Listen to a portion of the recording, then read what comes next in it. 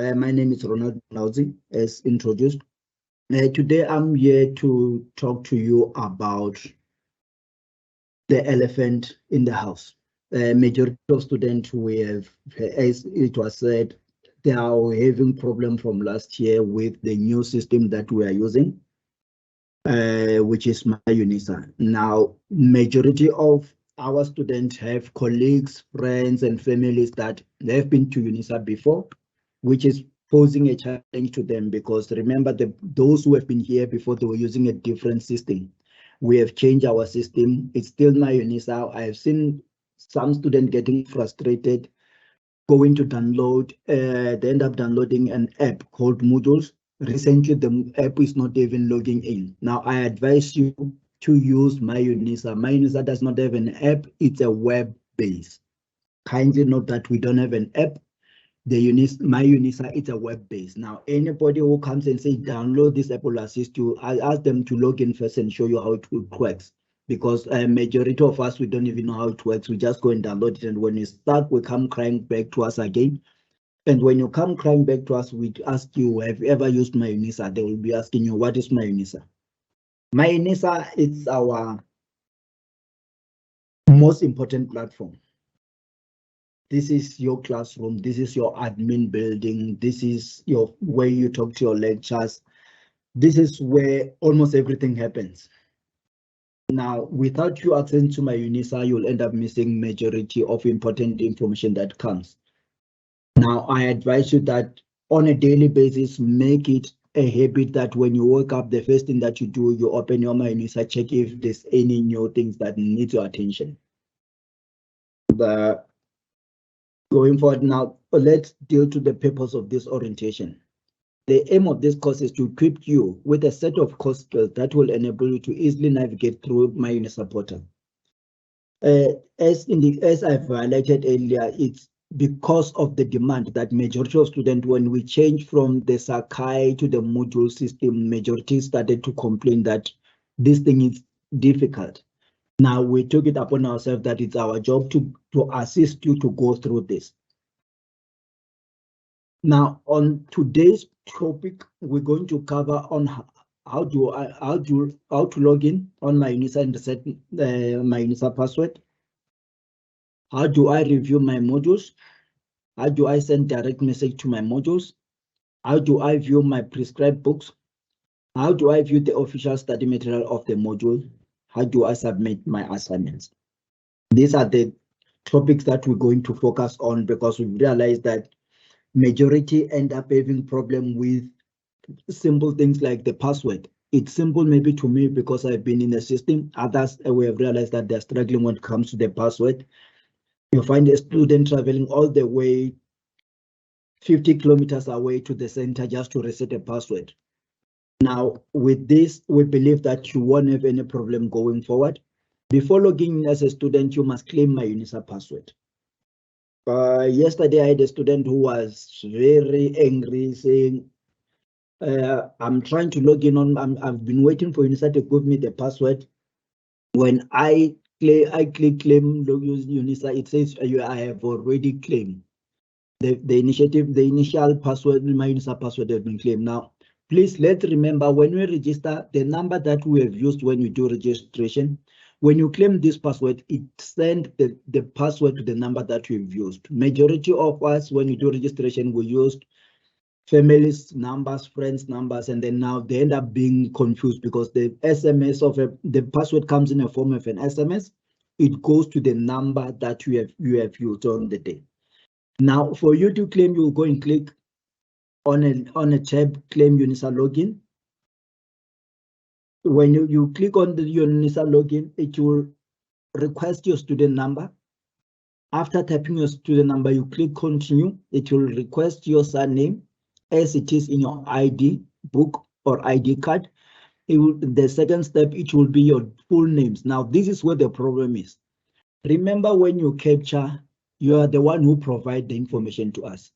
If you capture it wrongly, we won't know up until you come to us and said, I have given you wrong information. My name is not spelled like this. we are not the one who captured your information. You are the one who captured and we extract it from the system and take it as it is. Now, if you spelled your name wrongly, please come to any UNISA center. They'll give you a form because of a POPI Act so that you complete and sign that I'm the owner. When you come, you visit the center, please come with anything that will identify you. It's either your driver's license, your student card, or your ID book or ID card. Without that, they won't be able to assist you, even if it's a legal thing, because of the POPI Act. Now, after clicking, typing your names in full, it will need your date of birth, which will start with a year, a month, and a date, and your ID number. If you're a foreign student, you don't put your ID number, you go and put your foreign ID number or a passport number. Now, this is where we also have a problem when it comes to when they forgot the password. When you have changed the passport, we don't get it automatically. You must come and update it with us. Now, if you forgot your password, when you click forgotten UNISA password, it will request that the information that you captured on day one when you were claiming. Remember that that information won't change up until you give us something new. From there, it's going to send it in a form of an SMS. Now write down the password or keep this SMS safe. From there, when you forgot, you don't have to travel all the way to UNISA. Therefore, if you forgot your UNISA password, you just open My Unisa, you click on forgotten UNISA password. After clicking forgotten UNISA password, it will request the same process that it did when you're claiming. It will start by saying your student number, you type your student number, you click continue. It will request your surname, full names, date of birth, month, which start with a year, month, and a day, and it will request it's either the ID or the foreign ID or a passport. From there, please double check the number that appears there after that step, because now you are saying you have forgot. It will give you four last digits of the number that you have captured on the system. If you find that that number is no longer in use, you have to, it's either to contact us, we'll send you a form. And when you contact us on this one is tricky because we said when you contact us, you must use My Life email address. Now, if you've forgotten a password, I believe you can't even go through in My Life email address. Now, this will force you to come to the campus because you've forgotten the password. We are saying come to the campus so that don't use your Gmail. Gmail, anybody can open a Gmail account or any private account using your details. We won't be able to double check if this is the correct person. Now, that's what we've said. If you have that issue, go to your nearest UNISA center with your identity or any form of identity. It might be your student card, or if you lost your identity, even if a copy of your ID, they will be able to assist you. And then because recently we have majority of students who are having their numbers being changed on system with people targeting the 10 gig data that they receive. Now, this is something that the university is aware of. I believe they are working with because it has been reported in different places, this matter. Now, after when there's an issue of logging in, the username when you log in, I've seen many students struggling with the login. When it says username, they go and put their favorite username or their ID number. On a username, you go and put your student number only. We don't put the whole email address. We put only the student number. And on the password, you put the password that you have received through SMS or the password that we have changed to. We have students who have been on a system for some time who went and changed the password. When you log in, you'll have something like this. I beg fellow students, let's avoid using this tab, especially all students. I've seen all students going to my admin from this tab. If you go to my admin on this tab, it's going to ask you to log in again. When you log in again, you're going to find the assignment table, which says it's closed.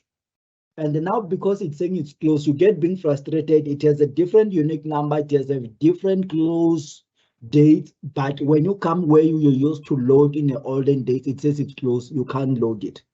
I've seen students after loading assignment, they go and try to check on this if they will be able to see what they've uploaded. Using the new system, that war is not linked with these two. My modules 2021 and my admin is not linked with my modules. The current one, it will just say my modules. I have seen people waiting for my modules 2023. We won't have my modules 2023. It will just say my modules. The student who are just sitting said, I'm waiting for my modules to appear. It just say my modules. Now it will say my modules. You click where it says my modules, it will give you these two. Now you have my modules, you have my admin. My modules, it's highlighted in orange. This is where you'll find your modules. My admin, this is where you'll find the admin block. Remember, in different places, there's an admin block. This is where you do your registration. This is where you request the code. This is where you cancel your modules. This is where you add your modules. But remember, cancellation and adding of modules, it happens in a certain time. There's a period. It's not open for the whole year. There's a period that they will allow you to cancel or to add module. Like now, registration is closed for honors. You won't be able to add the module.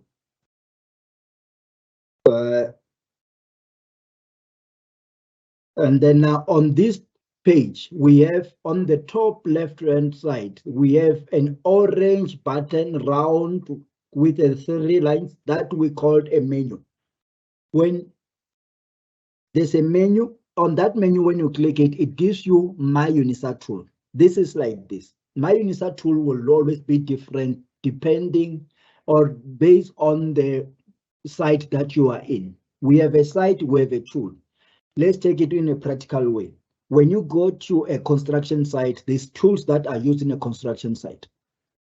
But so if I go to a site that they are manufacturing something, there is a different tools, but both of them, they are called site, but they have a different tools inside. Now, this is what's happening. The site will be the module, and the tools that are in the module will be different. The modules that you get on module X won't be exactly the same as the tools that you get on module Y.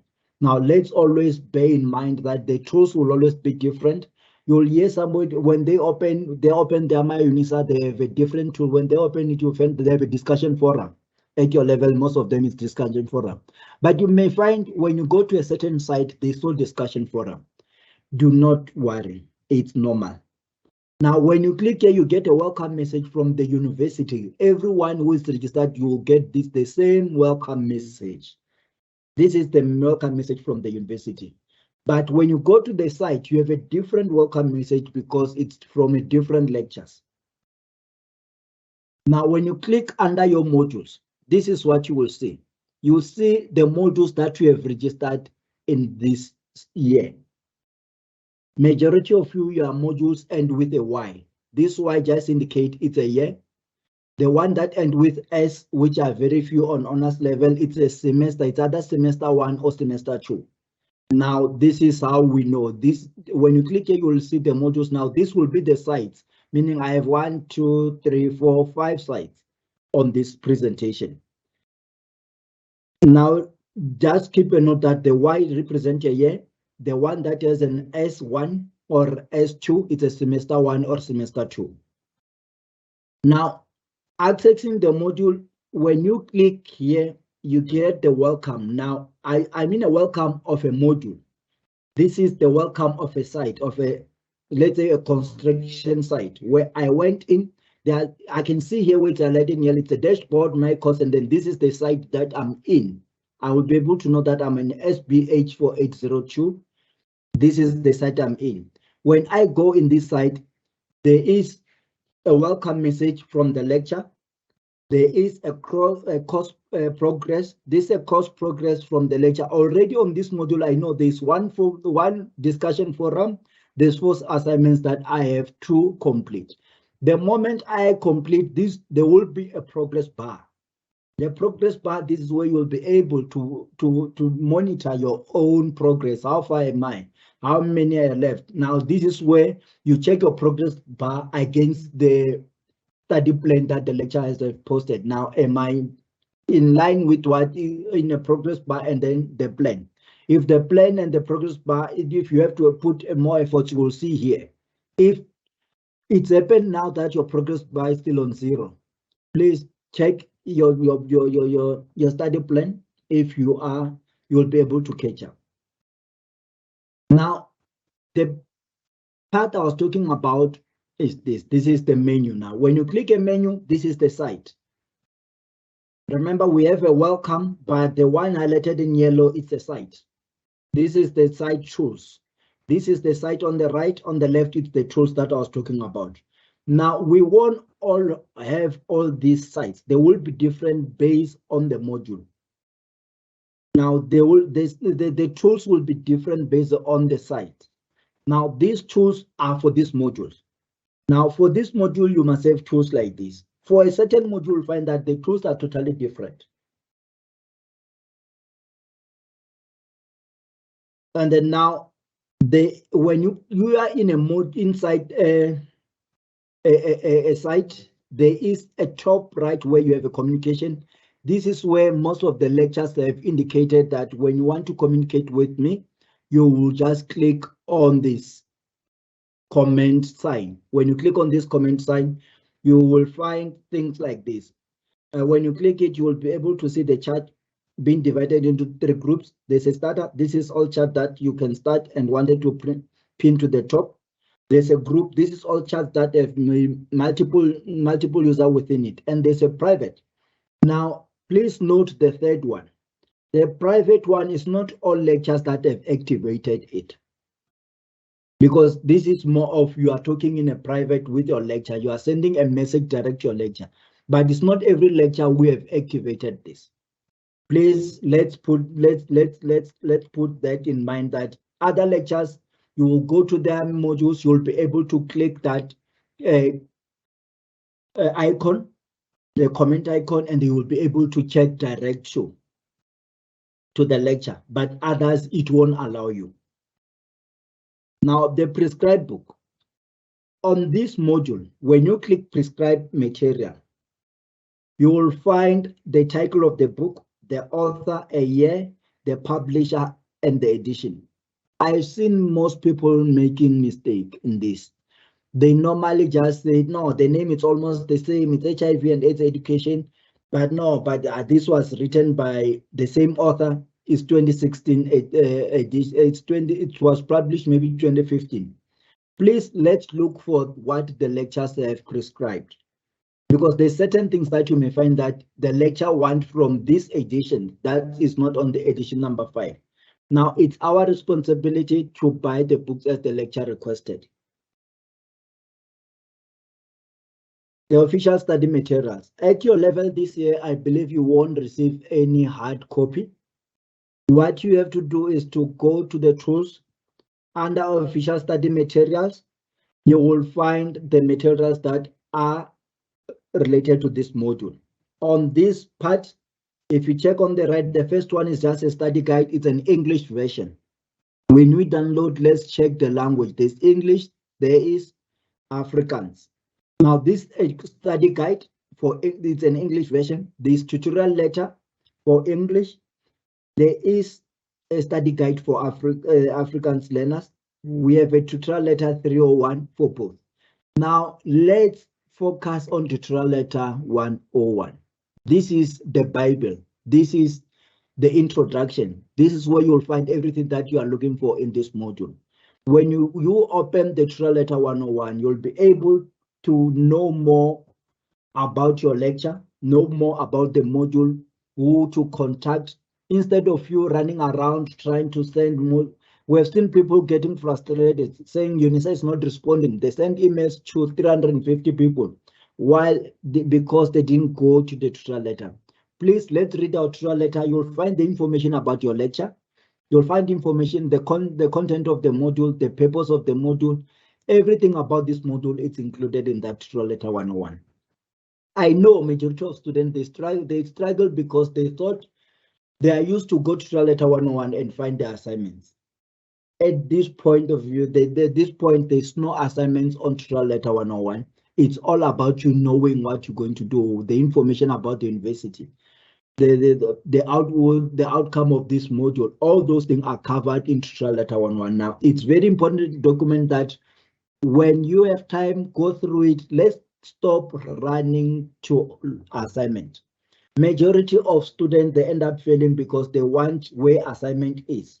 Now, the moment you don't find assignment, you get frustrated that I can't find this assignment. Where is my assignment? Now, you can't find assignment to get frustrated, meaning you don't enjoy the module anymore. Let's develop a habit of reading.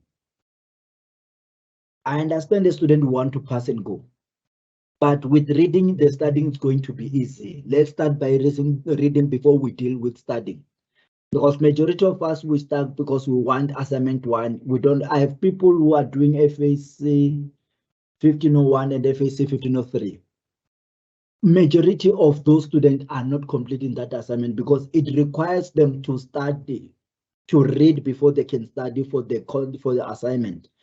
It requires you, for you to go to assignment number one, you must be able to click certain things, read certain things. They want you to go and read the new chapter one, go and read lesson two. When you complete it, the bar will be continued to say, this has been read, this has been read.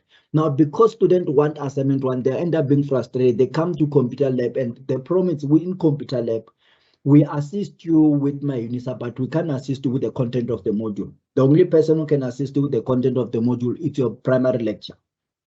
Now, when you come, we said, if you read, what I'll ask you is simple. Have you read your instruction? No, please go and read the instruction, and then you will be able to do. I had somebody who was sitting in the computer lab yesterday up until 4 o'clock because the assignment is closing 9 o'clock. They are coming crying now, there's no assignment. No, go and read the instruction.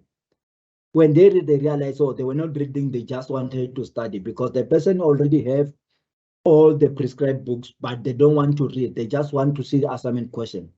I'm pleading with you, fellow students, let's develop a habit of reading. Let's read the instruction. Let's read all these points that the lectures are highlighting. You'll find it easy when going to study for these modules. Now, this is where majority of students are having problem. Submission of assignments. Assignments can take up many forms such as written assignment, online quiz, workshops, and forum. Now, the workshops, it's more of the practical assignments. This is those who are doing health. There's some practicals that they do for a week. They come and sit with their lectures on Teams and do all this practical. It's more of you participating. Now, the quiz assignment.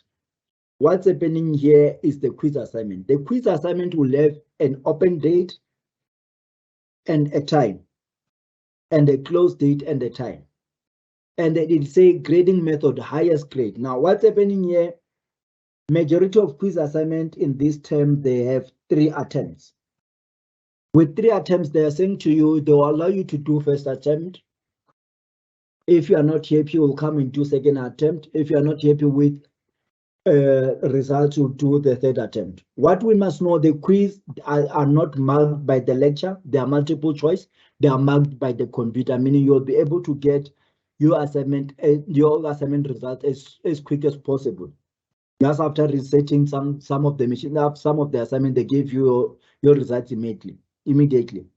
If you are not happy with the first assignment that you did, let's say you get 30, you feel like, oh, I failed, I need to do better. You go and study. As long as it's still before the closing date, you'll be able to do assignment number 2. If you still feel like, no, I got 70, I'm not happy, I can do better, because this assignment has a weight, because most of students, we don't know how to prioritize the assignments, because assignments comes with weight. If you go through your tutorial 101, this is where you'll find the weight of assignment. You may find that assignment number 1 only have a 5% weight on it. Assignment number 2 has a 35% of it. Now, if assignment number 2 has 35% year mark, weight to the year mark, meaning I'll make sure that on this assignment number 2, I get a higher marks. Now I got 70, I feel like I can still do better. And then I tried the third time, I got 69. What they're going to do, they are saying the grade method, the highest grade. They will take the highest grade of the 3, meaning the 70 will be the one that goes to you as the one that you got on this assignment.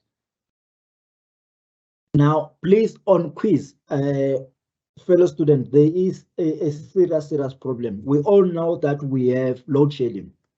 The quiz platform, there is a quiz platform that comes with a time limit. I have seen a quiz platform with a 10 minutes limit. I had a student who failed that one because of load shedding. When he started, he click attempt quiz, the 10 minutes started to count. He had a load shedding. He didn't have connection. Now, the university doesn't take any responsibility on that. They are saying to you, before you do your quiz, which is time limit, or your exam, check the load shedding schedule, deal with the loading schedule, and be ready.